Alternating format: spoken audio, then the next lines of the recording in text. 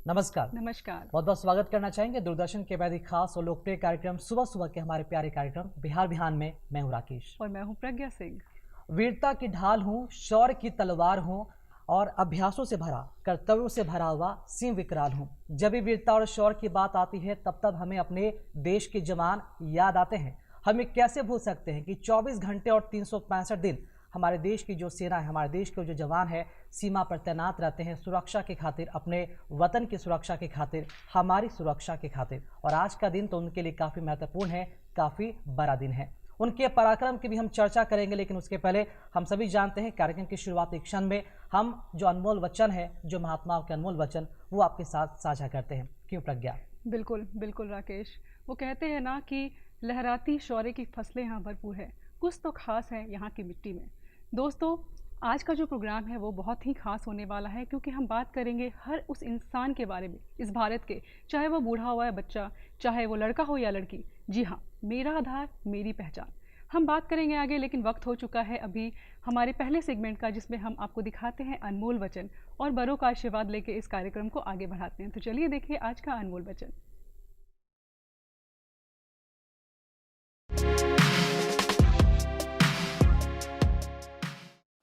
महात्मा गांधी ने कहा था, जब मैं सूर्यास्त और चंद्रमा के सौंदर्य की प्रशंसा करता हूं, मेरी आत्मा उसके निर्माता के पूजा के लिए विस्तृत हो उठती है।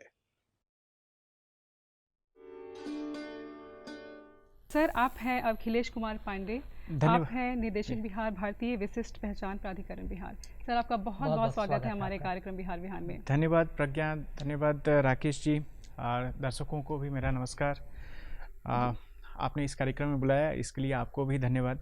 सर, आपका बहुत बहुत स्वागत है। और जैसा कि हम आज का कार्यक्रम है वो आधार कार्ड से हम विशिष्ट पहचान पत्र उस पर हम लोग कर रहे हैं, तो सबसे पहला जो क्वेश्चन है वो हम ये पूछना चाहेंगे सर कि आधार कार्ड की ज़रूरत क्यों पड़ी? क्योंकि हमारे पास पहले भी काफ़ी दस्तावेज, काफ़ी आईडीज़ हुआ करते थे, तो हमारे दर्शकों को प्लीज़ बताएं सर। दस्तावेज तो पहले भी होते थे और पहचान पत्र पहले भी हुआ करते थे, लेकिन आधार में एक विशेषता है कि इसमें आपका बायोमेट्रिक्स लिया जाता है। जैसे ये जो अंगूठे का मनीषा है ना, हाथ में जो मनीषा होती है, जो धारियाँ होती हैं ना, ये कहा जाता है कि ये विशिष्ट होती हैं, सबका यूनिक होता है। और किसी दो व्यक्ति का, इवन दो जुड़वा भाई भी हैं, जुड़वा भाई बहन भी हैं, तो उन दोनों का एक समान नहीं होता है। तो हम उनके बायोमेट्रिक्स को कैप्चर करते हैं और इससे यह निश्चित हो जाता है कि जिस व्यक्ति का मैंने बायोमेट्रिक्स लिया है उसकी पहचान यही है। पहले के जितने भी पहचान पत्र थे, जैसे आपने चर्चा किया ड्राइविंग लाइसेंस की या वोटर आईडी की या और भी कई तरह के पहचान प्रमाण पत्र होते थे, तो उनमें और आधार में यही अंतर है। तो भारत जैसे देश में जहाँ इतनी विविधता है, इतने बड़ा देश है, भाषाई विविधता है, क्षेत्र की विविधता है, कई जगह इलीगल माइग्रेंट्स की भी समस्या आती है, तो वहाँ पे भारत के सभी लोगों, सभी नागरिकों के लिए, सभी निवासियों के लिए एक ऐसा पहचान पत्र आवश्यक था जिससे यह सुनिश्चित हो सके कि उस व्यक्ति की जो नागरिकता है, उस व्यक्ति का जो निवास है वो भारत में ही है। इसलिए बायोमेट्रिक्स बेसिस पे इस आधार की शुरुआत की गई। इसके पीछे संकल्पना यही थी, कॉन्सेप्ट यही था जी। और इसी संकल्पना के साथ आधार कार्ड की शुरुआत की गई, जिसका लाभ पूरे देश के जो नागरिक हैं वो उठा रहे हैं। एक सवाल इसमें और ये भी रहेगा कि भारतीय विशिष्ट पहचान प्राधिकरण ने नागरिकों के अनुकूल कई तरह के जो बदलाव हैं, मतलब कि उनके अनुकूल कई तरह की सुविधाएं भी प्रदान की गई, कई तरह की नई पहल भी की गई है। इसके मुताबिक घर के मुखिया की सहमति से दर्ज पते पर ऑनलाइन सुधार की भी व्यवस्था की गई है। कैसी बारी भी आती है जहाँ पर हम देखते हैं कि बहुत सारे लोग कई कारणों से पलायन भी करते हैं, तो ऐसे में उनके पास जो अहम दस्तावेज होती है वो कमी हो जाती है दिखाने की। तो ऐसे में उन लोगों की सुविधा के लिए किस तरह की जो नई पहल है वो की गई है आधार कार्ड के? देखिए राकेश जी, बिहार जैसे, आपका प्रश्न जो है बिहार जैसे राज्य के लिए बहुत ही प्रासंगिक है, जहाँ पे लोग पढ़ाई के उद्देश्य से या रोजगार के उद्देश्य से बिहार से बाहर जाते हैं। लेकिन एक चीज़ तो निश्चित है कि आधार में दो भाग होते हैं, एक जो आपका बायोमेट्रिक्स का डिटेल्स है और एक डेमोग्राफिक डिटेल्स है। जैसे आपका ये वाला पोर्शन, आपका ये तो परिवर्तित नहीं होगा। दूसरी चीज़ कि आपके पिताजी का नाम भी परिवर्तित नहीं होगा, आपका डेट ऑफ बर्थ भी परिवर्तित नहीं होगा, आपका नाम भी परिवर्तित नहीं होगा। विशेष परिस्थिति में व्यक्ति अपने नाम को परिवर्तित करता है। परिवर्तन सिर्फ आधार आपके पते में होगा, एड्रेस में होगा, अगर आप माइग्रेट करते हैं रोजगार के उद्देश्य से या पढ़ाई के उद्देश्य से। तो वहाँ पे जहाँ कहीं भी रहते हैं आप, तो एक तो ये होगा कि आप कहीं रेंट पे रह रहे हैं तो रेंट का एग्रीमेंट होगा, या फिर आप अगर वहाँ से स्थानीय स्तर पे अगर आप अपना निवास का प्रमाण पत्र बनवा सकें वो है। तो एक छोटी छोटी चीज़ें हैं, या कोई आप राजपत्रित अधिकारी उस दस्तावेज को प्रमाणित कर दे कि ये फलाना व्यक्ति फलाना जगह रहते हैं। तो बहुत सारे ऑप्शंस विकल्प हैं कि इन सारी चीज़ों के साथ आप अपने आधार में पते का परिवर्तन कर सकते हैं। सर, इसमें ये भी पूछना चाहूँगी कि आधार कार्ड को अपडेट करने का कोई प्रावधान है? अपडेट वही मैंने कहा कि दो तरह से अपडेट किए जाते हैं। जी। एक तो डेमोग्राफिक अपडेट्स हैं, जैसे आप जैसे राकेश जी ने कहा कि पते का अपडेट है, आप अगर एक जगह से दूसरी जगह रहने लगते हैं तो वो पते का अपना अपडेट कराते हैं। दूसरा, कई बार क्या होता है कि गलती से पिताजी का नाम कुछ सरनेम छूट जाता है, या कुछ नाम के स्पेलिंग में कहीं समस्या हो जाती है, या व्यक्ति खुद अपना नाम चेंज करना चाहता है, या महिलाएं विवाह के उपरांत अपने जो सरनेम है उसमें चेंजेस करना चाहती हैं। कोई व्यक्ति पीएचडी कर लिया तो वो डॉक्टर लगाना चाहता है। इस तरह की कई चीज़ें हैं जो परिवर्तन व्यक्ति चाहता है करना। तो ऐसी स्थिति में जिस कारण से आप परिवर्तन कर रहे हैं उसका प्रमाण पत्र आपको देना होगा। जैसे कोई महिला है, अगर पहले कुमारी लगाती थी, कोई बालिका है अगर पहले कुमारी लगाती थी, विवाह के उपरांत उसके सरनेम में अगर कोई सिंह आ गया, कोई यादव आ गया, कोई पांडे आ गया, तो इसलिए आया क्योंकि उनके पति का शायद ऐसा नाम होगा। तो पति से विवाह हुआ है और पति का क्या नाम है उसके बेसिस पे हम चेंज कर देते हैं, विवाह का एक प्रमाण पत्र लगता है। इसके अतिरिक्त अगर और भी कोई नाम आप अपना चेंज कराते हैं, विशिष्ट कारणों से आप अपना नाम पूरी तरह से परिवर्तित कराते हैं, तो उसका भी अलग प्रावधान है। स्थानीय समाचार पत्रों में उस आशय का आपको छपवाना होगा, फिर आपको एक एफिडेविट देना होगा। इस तरह से कई प्रविधि हैं, कई मेथडोलॉजी हैं जिससे आप अपने जो डेमोग्राफिक पार्ट है उसमें परिवर्तन करा सकते हैं। जो बायोमेट्रिक पार्ट है उसमें कहा जाता है कि इसमें परिवर्तन नहीं होता है, लेकिन फिर भी हम कहते हैं कि आप 10 वर्ष के उपरांत इसमें ज़रूर अपडेट करा लें। थोड़ा बहुत अगर कहीं परिवर्तन होता है तो कई बार क्या होता है कि आप ऑथेंटिकेशन कराते हैं, अपना अंगूठा लगाते हैं, तो आपकी पहचान सामने वाला ऑथेंटिकेट कर देता है, प्रमाणित कर देता है कि आप राकेश जी हैं। लेकिन अगर 10 वर्ष से अधिक हो गए तो कुछ परिवर्तन, मान लीजिए कि व्यक्ति में परिवर्तन होता है, थोड़ा सा ये घिस भी सकता है जी। या थोड़ा उम्र के साथ ढीला पड़ सकता है।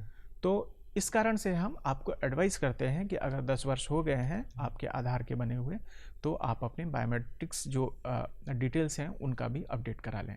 तो इस तरह से दो भाग हो गए, एक तो जो डेमोग्राफिक पार्ट हुआ और एक बायोमेट्रिक्स पार्ट। तो इनका दोनों का अपडेट अगर आप करा लेंगे तो आप अद्यतन रहेंगे हमारे रिकॉर्ड में भी, और आपको भी कहीं परेशानी नहीं होगी। जी, मतलब कि पूरी सुविधा दी गई कि समय से समय जिस हिसाब से जो अपडेट है वो आप इस पे करा सकते हैं। हाँ, जो एकदम चीज़ करा होता है। सकते हैं, और एकदम बिल्कुल ये करा सकते बहुत ही अच्छी खबर है कि 10 साल अगर हो गए हैं तो आपको अपडेट कराना आवश्यक भी हो जाता है, और आपके लिए भी अच्छा होता है कि डेटा अपडेट रहे। जी बिल्कुल, और इस बारे में अवेयरनेस भी लोगों को होनी चाहिए, क्योंकि जी। लगातार इस सोशल मीडिया पर ये भी खबरें चल रही हैं, अखबारों के माध्यम से भी चल रही है कि अपना आधार कार्ड अपडेट कराएं अगर 10 साल से अधिक हो गए हैं, तो ये आपके लिए ज़्यादा बेनिफिशियल होंगे। हाँ, एक सवाल ये भी रहेगा सर, क्योंकि कोरोना के दौर का हम थोड़ा सा चर्चा करना चाहेंगे। कोरोना में हमने देखा कि इन्फेक्शन किस तरह से फैला, मतलब कि लोग एक दूसरे को छूते तक नहीं थे, और वही सिस्टम बायोमेट्रिक के साथ भी हुआ कि बायोमेट्रिक में जो फिंगरप्रिंट लगाने पर एक तरह से पाबंदी लगा दी गई ताकि इन्फेक्शन फैले नहीं, मतलब कि रेटिनल ज़्यादातर यूज़ इसमें किया जाने लगा। तो इसके बारे में भी बताएं कि अभी वर्तमान में इसकी क्या स्थिति है,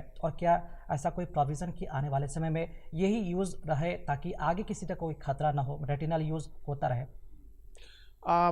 राकेश जी, आधार जो अपना कोविड का सिचुएशन था वो एकदम से अनप्रेसिडेंटेड था, अनएक्सपेक्टेड था, और उस समय कुछ एक मेजर्स लिए गए थे, तो उसे जारी बहुत दिनों तक नहीं रखा जा सकता है।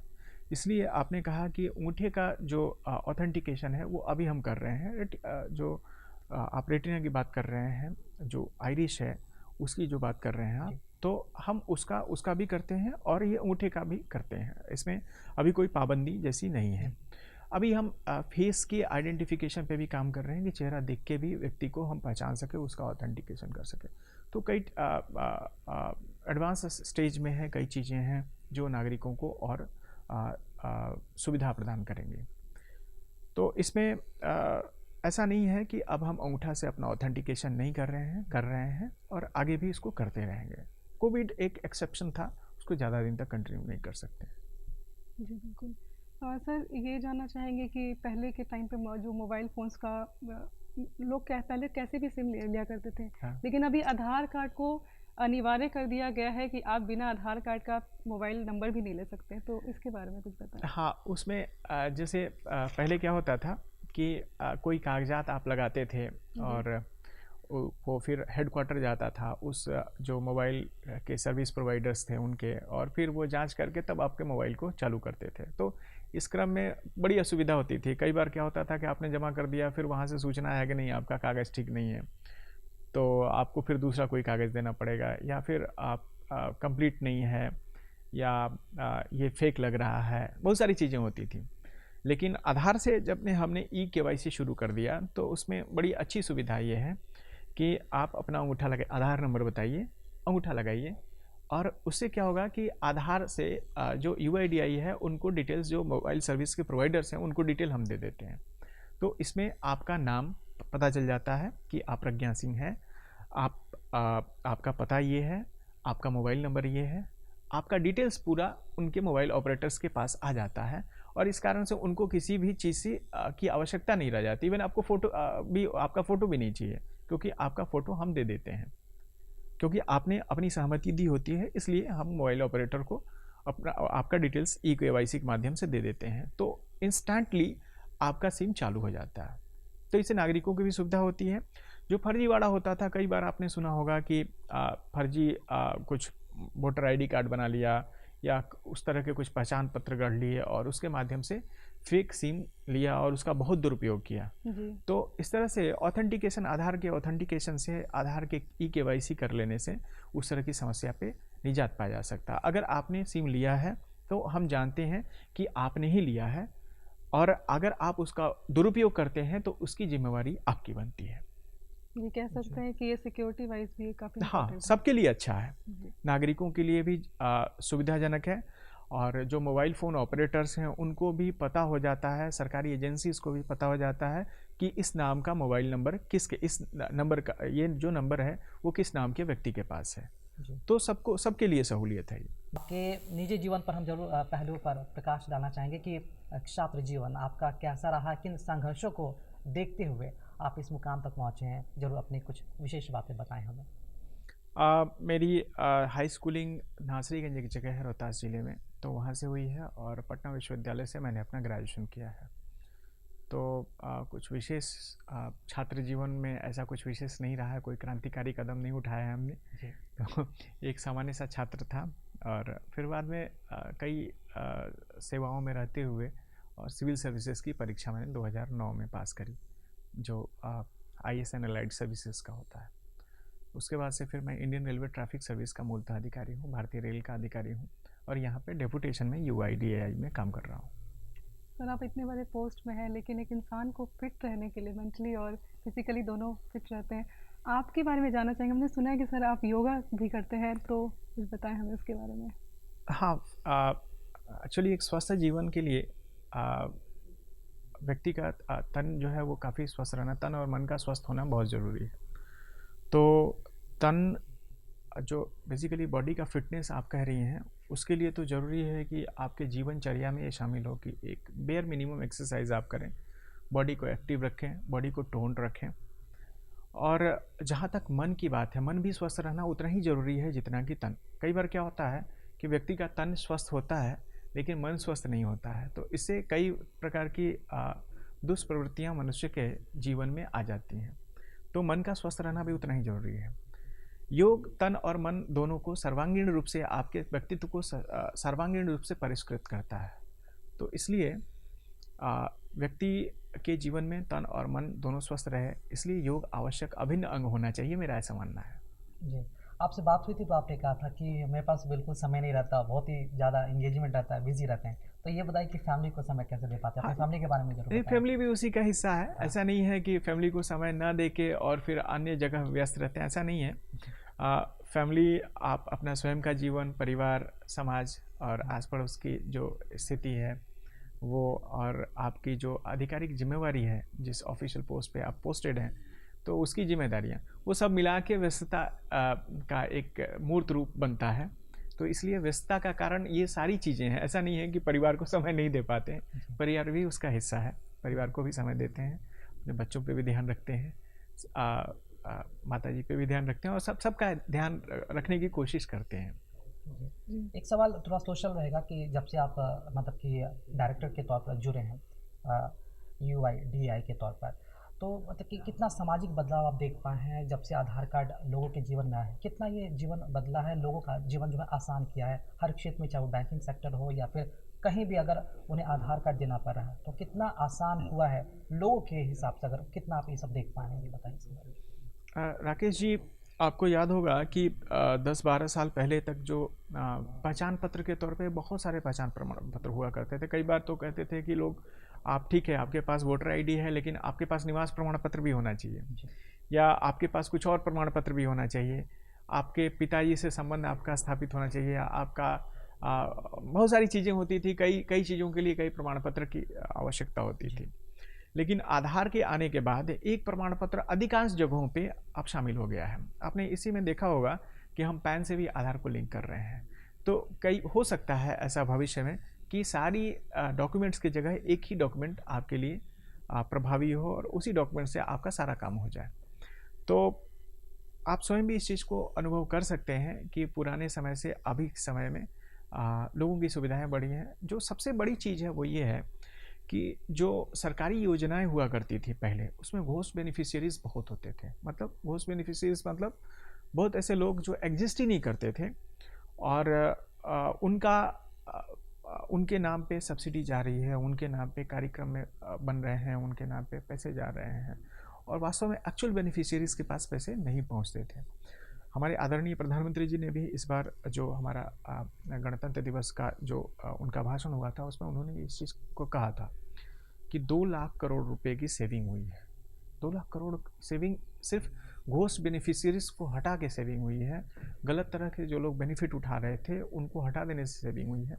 तो सबसे बड़ा लाभ तो ये हुआ है कि गलत लोगों के नाम पे जो पैसा जा रहा था वो नहीं जा रहा है और वो पैसा जो सही लोग हैं, जो सही बेनिफिशियरीज हैं, समाज के जो आर्थिक रूप से जो सक्षम लोग नहीं हैं, महिलाएं हैं, विकलांग हैं, जो हमारे SC ST वर्ग से जो लोग हैं, तो वो टारगेटेड बेनिफिशियरीज को हम एक्चुअल जो लाभ है उसको पहुंचा पा रहे हैं, ये आधार के कारण। ये आधार की सबसे बड़ी सफलताओं में से एक मैं मानता हूँ।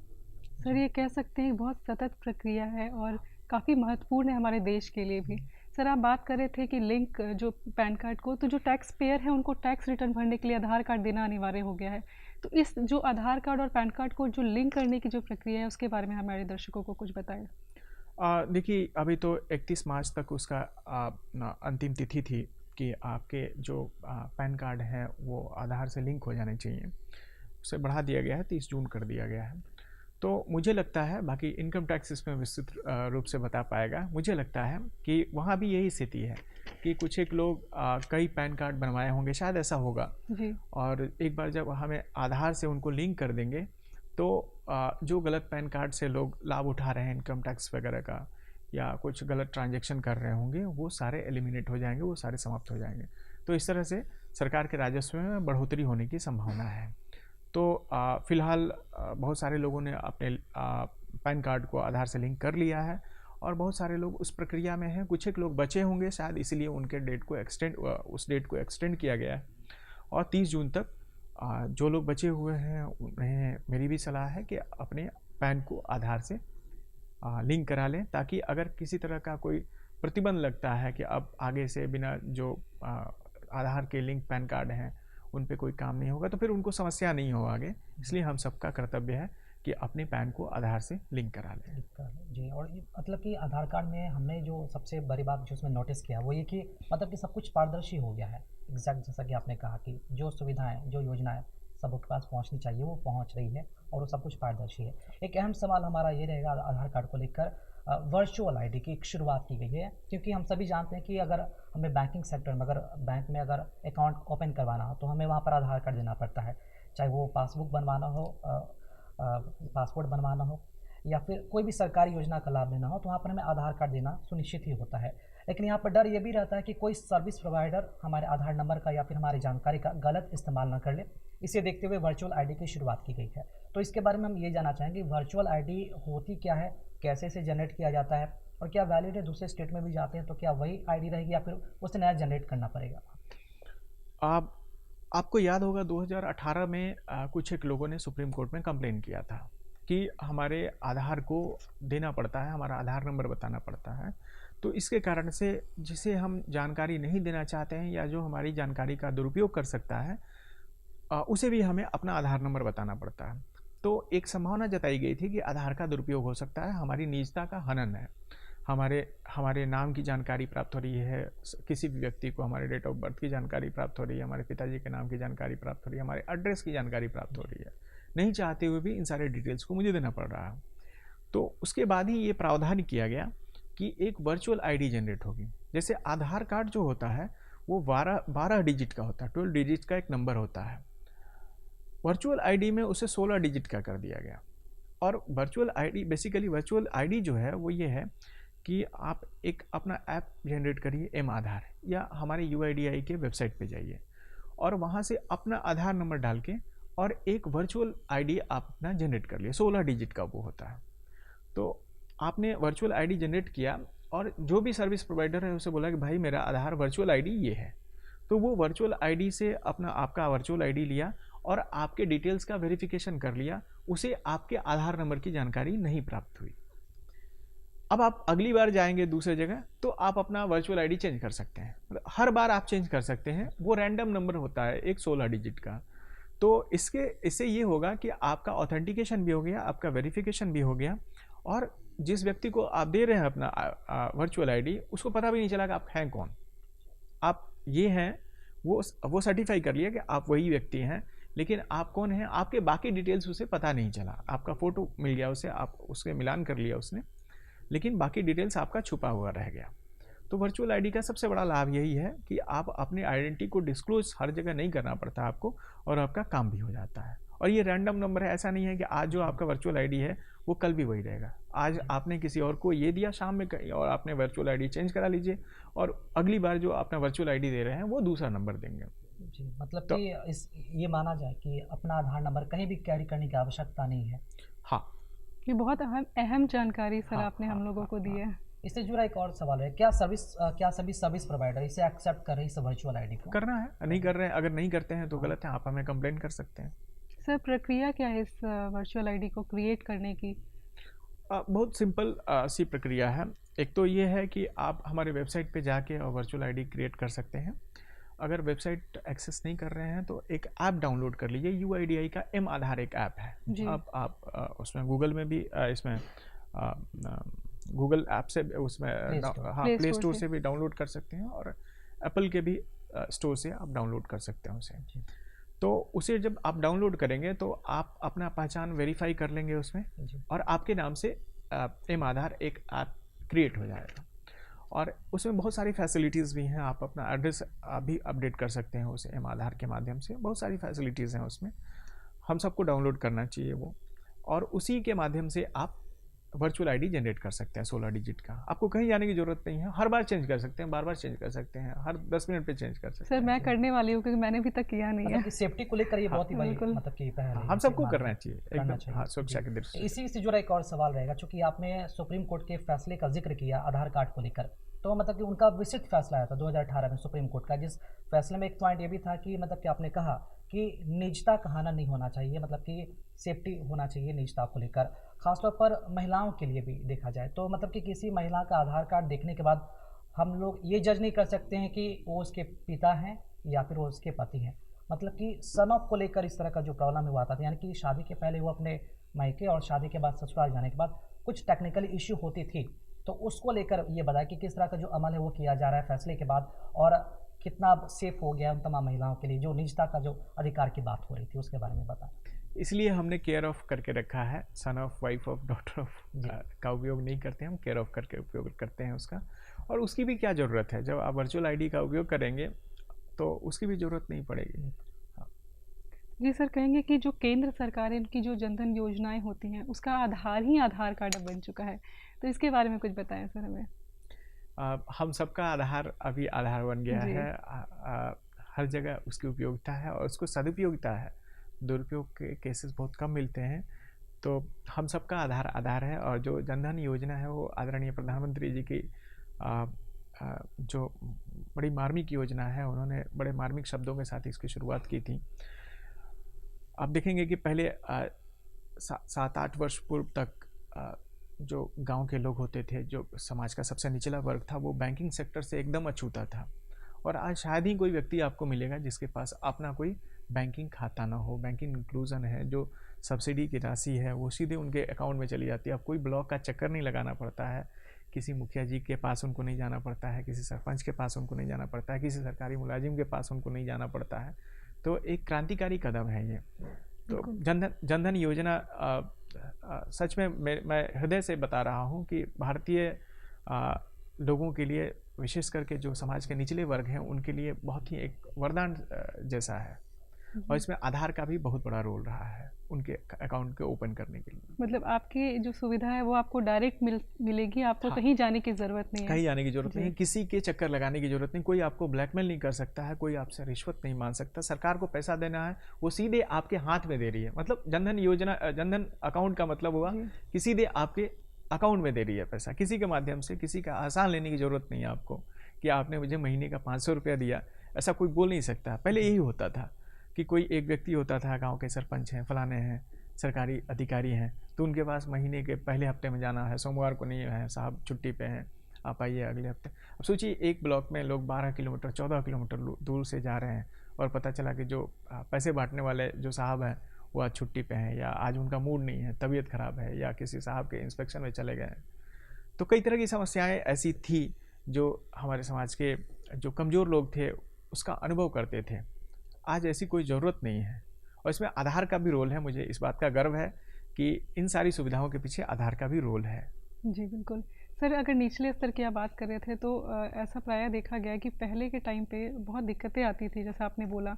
अभी जो स्कूल्स तक में, जहाँ छोटे छोटे स्कूल या कॉलेज में आपको जो सुविधा है, आपको बस आधार कार्ड, चाहे वो छोटा बच्चा ही क्यों ना हो, आधार कार्ड के बिना उनको वो सुविधा थोड़ी मुश्किल होती है। तो कहीं ना कहीं एक प्रगतिशील ये जो फैसला है वो है। तो उसके बारे में कुछ बताएं सर कि किस तरीके से बच्चों के लिए भी ये अनिवार्य कर दिया गया है, चाहे वो एडमिशन की बात हो या कोई भी बेनिफिट लेने की। ऑब्वियसली जो डायरेक्ट बेनिफिट ट्रांसफ़र के जितने भी योजनाएं हैं, जिसमें सरकार अपनी सब्सिडी देती है या कुछ मदद पहुंचाती है समाज के हर वर्ग के लिए। बच्चा है, बच्चा के जन्म से ही उसे, जैसे बच्ची का जन्म हुआ तो उसके लिए भी कुछ योजना है। बच्ची जब थोड़ी बड़ी हो रही है तब योजना है। आंगनबाड़ी केंद्र में जा रही है तब उसकी योजना है। किशोरी बन रही है बच्ची, उसके लिए साइकिल, पोशाक, बहुत सारी योजनाएं हैं सरकार की, जिसमें बच्चों वयस्क, उनके लिए भी योजना है। जब वो बेरोजगार हो रहे हैं या पढ़ाई कर रहे हैं, जब बूढ़े हो रहे हैं, महिलाएं जब विधवा हो गई या फिर वृद्धा हो गई, तो इतनी सारी स्कीम्स हैं कि उसमें आधार के आ जाने से दो फ़ायदा होता है। एक तो ये होता है कि हमारे पास डेटा हो गया कि कहाँ कौन सी योजना का लाभ कहाँ के कितने लोग ले रहे हैं और कितनी आवश्यकता है, नंबर 1। नंबर 2 कि अगर किसी ने अगर कुछ गलत किया है, कुछ गलत लोगों को भी उसमें शामिल करना चाहे या शामिल किया है अपने व्यक्तिगत लाभ के लिए, तो उसे हम आसानी से पकड़ सकते हैं। मतलब अगेन मैं कहूँगा, घोस्ट बेनिफिशियरीज जो हैं उनको मैं वीड आउट करने की स्थिति में हूँ, ताकि जो सरकारी राजस्व है उसका नुकसान नहीं हो। तो ये आधार के लाभ हैं, और आधार का जो सरकारी योजनाएं हैं तो ऑब्वियसली जनता के लिए ही हैं, और सही लोग तक पहुँचने के लिए उसमें आधार का अपना योगदान है। जी, अभी तो हर घर में आधार कार्ड है। जो लोग मतलब कि योजनाओं का लाभ उठाना चाहते हैं या फिर किसी तरह का कोई भी अगर आइडेंटिटी प्रूफ की बात करते हैं तो सबसे पहले उनके पास आधार कार्ड रहना बहुत ज़रूरी है। हम ये बात करना चाहते हैं, अगर किसी के पास कोई अगर प्रूफ नहीं हो, मतलब कि क्या बिना दस्तावेज के आधार कार्ड बनना, क्या ये संभव है? देखिए, अब तक हमारे पास जो डेटा है उसमें 99.5% लोगों का हम आधार बनवा चुके हैं, एडल्ट पॉपुलेशन का। अगर कुछ एक लोग छूट गए हैं तो उनका भी वो दस्तावेज बन सकता है। जब 99.5% लोग बनवा सकते हैं, उसमें से ऐसे बहुत सारे लोग होंगे जो अशिक्षित भी होंगे, जिनका शिक्षा, फॉर्मल जो औपचारिक शिक्षा नहीं हुई होगी, जो दस्तावेज भी नहीं जानते होंगे दस्तावेज होता क्या है। तो इन सारे लोगों का आधार कार्ड बना है, तो आगे भी बन जाएगा, कोई समस्या नहीं होनी चाहिए। जहाँ आप रहते हैं उसका निवास प्रमाण पत्र तो बड़ी आसानी से बन जाता है। जी बिल्कुल। आप कहीं रहते हैं तो निवास प्रमाण पत्र बन जाता है, वही एक डॉक्यूमेंट काफ़ी होता है। फिर वोटर आईडी भी बन जाता है। तो छोटे छोटे डॉक्यूमेंट्स हैं जिनको लेकर हम आधार बना देते हैं। आने वाले वक्त में क्या कुछ बदलाव देखने को मिल सकता है? जो सबसे बड़ा बदलाव मैंने आपसे चर्चा किया कि हम फेस बेसिस रिकॉग्निशन करेंगे पहले। अब शायद अंगूठे की और बाद इन कोर्स ऑफ टाइम कुछ समय के उपरांत शायद हम फेस से ही सारी चीज़ें आपको रिकॉग्नाइज करें, आपका वेरिफिकेशन कर लें। तो एक सबसे बड़ा जो परिवर्तन है वो ये है। दूसरी चीज़ जो पहले से हम चला रहे हैं कि जो भी स्कीम्स हैं वो ऑथेंटिकेशन के बाद एक जेन्युइन व्यक्ति को ही पहुँचे। इसमें हम अपना और भी इसमें जो लोग छूटे हुए हैं उनको भी, जो स्कीम्स छूटी हुई हैं उनको भी इस दायरे में ले आएंगे, ताकि जो सरकारी राशि है उसका दुरुपयोग ना हो सके और कोई भी व्यक्ति जो जेन्युइन है उस तक लाभ न पहुंचने की स्थिति आए। तो लाभ सब तक पहुंचे और जो लोग गलत हैं, जो गलत नाम पे जो लाभ पहुंच रहे हैं वो बंद हो। ये इन दो विषयों पे काम अपना अभी चलेगा आगे। जी, मतलब मुख्य उद्देश्य है सभी लोगों तक आधार के जरिए उन तक लाभ पहुंचाया जाए। लाभ पहुंचाए। जी, आधार को लेकर कई तरह के जो सवाल है आपसे हमने किए। अब आपके कुछ अच्छे बुरे खट्टे मीठे अनुभव के बारे में जरूर हम बात करना चाहेंगे, क्योंकि 1 वर्ष से भी आपने बताया कि कम हुआ है आपका इस क्षेत्र में भी मतलब कि as a director Aadhaar card का। तो इसके पहले आपका लंबा एक अनुभव रहा है, 12 वर्षों का लंबा अनुभव रहा है रेलवे सर्विस में। हम जरूर चाहेंगे कि 12 वर्षों का जो अनुभव कैसा रहा है, खट्टे मीठे कुछ ऐसी यादें भी होंगी जो आपसे जुड़ी होंगी, जरूर चाहेंगे उसे हमें शेयर करें, बताएं आप जरूर। जब व्यक्ति सरकारी सेवा में आता है तो पब्लिक लाइफ में होता है और एक एम्पैथी जनरेट करता है कि अगर जिस काम को हम कर रहे हैं तो हमारे काम से व्यक्ति किस तरह का अनुभव व्यक्त करता है, और संयोग से जिस तरह से यहाँ से लोगों से जुड़ाव है उसी तरह से रेलवेज़ में भी होता है जी। तो रेलवे एक तकनीकी संगठन है और उसमें भी हम लाखों लोगों को रोज़ ले जाते हैं गंतव्य स्थान तक, एक जगह से दूसरी जगह तक। लोगों की असुविधाएं होती हैं, सुविधा तो ठीक है वो तो उनका अधिकार है, लेकिन असुविधाएं होती हैं तो बड़े कंप्लेंट्स आते हैं और कंप्लेंट स्वाभाविक भी है। तो कंप्लेंट सुनने का और उनके निदान का बड़ा अनुभव रहा है। रेलवे में खूब कंप्लेंट आता है, अगर 10-1 मिनट भी ट्रेन लेट हो जाती है तो लोग कंप्लेन करते हैं। अगर बाकी की कोई असुविधा होती है, खान पान की असुविधा होती है, या कोई सीट अगर नहीं लग रहा है, या एक छोटी छोटी चीज़ों का भी ध्यान रखना पड़ता है। तो लंबा लोगों को सुनने का एक हमने एक अपनी हैबिट डेवलप की कि लोगों को सुनना है और उनको इस तरह से सुनना है जैसे हमारे साथ ही ये घटना घटित हो रही है। तो अच्छा था अनुभव, बहुत अच्छा रहा है। रेलवे का अनुभव भी अपना अच्छा रहा है और इसके साथ UIDAI का भी एक अलग अनुभव है। दोनों का कार्य क्षेत्र अलग है, लेकिन हम पब्लिक सर्विस से वहाँ पे भी जुड़े हुए थे, सीधे पब्लिक सर्विस से जुड़े हुए थे, यहाँ भी सीधे पब्लिक सर्विस से जुड़े हुए हैं। लोगों का मतलब लोगों के प्रति जो एम्पैथी है वो होना बहुत ज़रूरी है। हाँ, ऐसा ये तभी आप उनका निदान करेंगे। जैसे अगर आप कोई व्यक्ति आपको कहता है कि अभी ट्रेन में कुछ पंखा नहीं काम कर रहा है या AC नहीं काम कर रहा है, तो अगर आप में एम्पैथी नहीं होगा तो आप कहेंगे यार पंखा नहीं काम हो तो झोल लो यार 1-2 घंटे, क्या दिक्कत है, पहुंच तो जाओगे ही अपना। अगर एम्पैथी नहीं है तो ऐसी आपकी मनोवृत्ति होगी। अगर एम्पैथी अगर होगी तो आप कहेंगे यार मैं अपना पंखा और AC बंद कर लेता हूँ, तब क्या स्थिति होती है। तो आपके निदान का अप्रोच चेंज हो जाता है। फिर आप सोचते हैं कि भाई ये समस्या है और मेरे साथ हुई होती तो मैं क्या होता।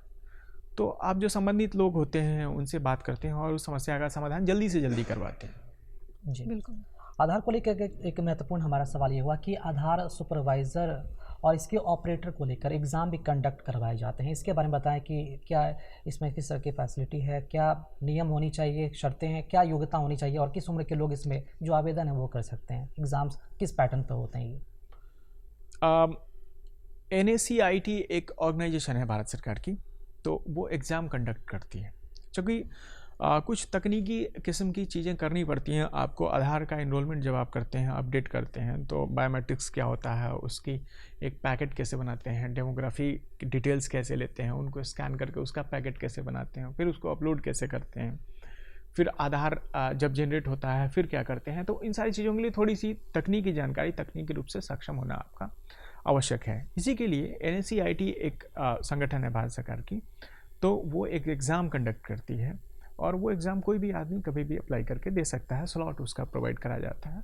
उस एग्ज़ाम में जब आप पास कर जाते हैं तो आपके पास ये मान लिया जाता है कि इतनी क्षमता है कि आप आधार जनरेशन का काम कर सकते हैं, आधार अपडेट का काम कर सकते हैं। तो ये तो हो गया कि आपको सर्टिफिकेट मिल गया। +2 होना उसका मिनिमम क्वालिफिकेशन है, 12वीं तक की पढ़ाई आपने की हुई हो। तो आपने जब वो परीक्षा पास कर ली तो कई एजेंसी जैसे UIDAI स्वयं इनरोलमेंट का काम नहीं करती है। ये बिहार सरकार के या राज्य सरकार के और केंद्र सरकार की एजेंसीज़ को वो काम बांट के रखी हुई है। जैसे यहाँ पे बिहार में हमने बिहार सरकार का ग्रामीण विकास विभाग है, उसे दिया हुआ है, ICDS है, उसे दिया हुआ है, शिक्षा विभाग को दिया हुआ है, केंद्र सरकार के विभागों में पोस्टल डिपार्टमेंट है, उसे दिया हुआ है, BSNL को दिया हुआ है, बैंक्स हैं उनको दिया हुआ है। तो आपके पास एक बार आप सक्षम हो गए, आपको प्रमाण पत्र मिल गया, तो आप जो रजिस्ट्रार्स हैं हमारे उनको अप्रोच कर सकते हैं। अगर उस जगह पे जगह खाली होगा तो वो आपको उसमें नियुक्ति दे देते हैं। इसमें UIDAI का सीधा कोई रोल नहीं होता है। सर कोई एज लिमिट होती है? अपर एज लिमिट ऐसा कुछ नहीं है, लोअर एज लिमिट 18 साल आप एडल्ट हो। ओके। तो इसमें सर्टिफिकेट कौन प्रोवाइड करता है? Certificate NSE-IT national stock exchange IT करता है। ठीक है। ये किसी से जुड़ा टेक्निकल सवाल है आधार को लेकर। एक PBC आधार के बारे में हम बात करें, PBC आधार और आधार कार्ड, क्या डिफरेंस है दोनों में, इसके बारे में जरूर बताएं। आपने आधार कार्ड बनवाया है? जी बिल्कुल। तो आपके पास आया होगा ये एक लंबा सा, बिल्कुल, और उसमें कट का साइन होता है, वो कट करते हैं और लेमिनेट करवाते हैं। तो अधिकांश लोग वैसे ही करते हैं, लेकिन एक PVC का भी ऑप्शन होता है। आपने पहले आधार कार्ड बनवाया तो भी आप 50 रुपये M-आधार पे जमा करें या वेबसाइट से जमा करें और ऑर्डर कर दें।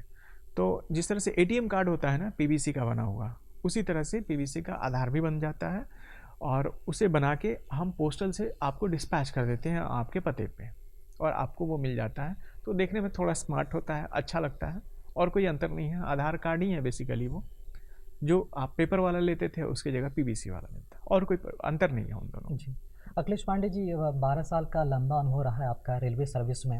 अभी आप UIDAI के निदेशक हैं और भी कई सारे अनुभव आपके साथ हैं, यूथ हैं। तो जरूर चाहेंगे कि जो दर्शक इस वक्त देख रहे हैं बिहार अभियान को, दूरदर्शन को, एज अ यूथ मोटिवेटर आप क्या पहल करना चाहेंगे उनके लिए, क्या कुछ कहना चाहेंगे, क्या मैसेज रहेगा आपका कि जो भी सामाजिक बुराइयों से और संघर्षों से जो आगे चलते हुए जो एक मुकाम पाना चाहते हैं, वो अपने रास्ते में आने वाले संघर्षों से घबराए नहीं, क्या उन्हें मोटिवेट, किस तरह बोलकर उन्हें मोटिवेट करना चाहेंगे आप?